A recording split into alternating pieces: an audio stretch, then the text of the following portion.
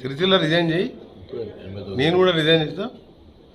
అక్కడ కాంటాక్ట్ చేయి, నువ్వు నా మీద గెలువు, నేను పార్టీకి రిటైర్ అవుతా. నువ్వు ఓడిపోతే మీ నాయనతో స్టేట్మెంట్ ఇప్పి మా పార్టీ బంద్ చేసుకుంటామని. సార్ అయిపోతుంది ఒకసారి ఆ పరిజ్ఞానం ఎట్లా పార్టీ అయిపోయింది ఆ పని. ఈ దెబ్బతో నా పార్టీని క్లోజ్ చేస్తే మాకు ఫ్రీ ఉంటుంది. 20 years కాంగ్రెసే ఉంటాం రూలింగ్. ఆయన మాటలు ఆయనకు ప్రౌడ్ ఎక్కువైంది. మన రాహుల్ గాంధీని, సోనియా గాంధీని ప్రగతి నివేదన గవర్నమెంట్ పైసలతో పబ్లిక్ మీటింగ్ మంచి ఇష్టం ఉన్న లాంగ్వేజ్ తిట్టాము. రాహుల్ గాంధీ, సోనియా గాంధీ తిట్టే ఫ్యామిలీ వాళ్ళ దేశం కోసం వాళ్ళ నాయనమ్మని, వాళ్ళ ఫాదర్ని పోగొట్టుకుంటున్నావు. రుణమాఫీ చేయి నేను కూడా అనవచ్చు.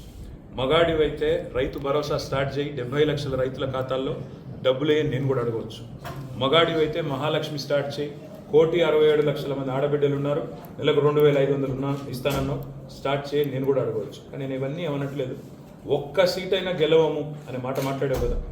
నీకు నిజంగానే దమ్ముంటే రేవంత్ రెడ్డి గారు, నేను సవాల్ చేస్తా ఉన్నా, నేను నా సిరిసిల్ల ఎమ్మెల్యే పదవికి రాజీనామా చేసి వస్తా. నువ్వు నీ ముఖ్యమంత్రి పదవికి, కొడంగల్ ఎమ్మెల్యే పదవికి రాజీనామా చేసిరా.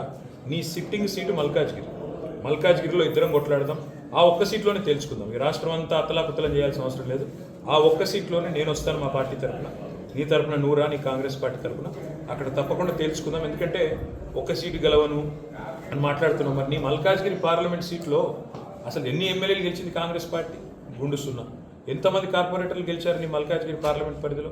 కాబట్టి గెలుపు ఓటములు అనే వాటిని పట్టుకొని దాన్ని ఎక్కువగా ఊహించుకొని, తన శక్తి సామర్థ్యాలు తాను ఎక్కువ ఊహించుకొని ఇవాళ మాట్లాడుతున్న రేవంత్ రెడ్డి గారికి నిజంగానే ధైర్యం ఉంటే, నిజంగానే దమ్ము ఉంటే, తెగువ ఉంటే నువ్వురా, కొడంగల్ ఎమ్మెల్యే పదవికి రాజీనామా చేయి, ముఖ్యమంత్రి పదవికి రాజీనామా చేయి.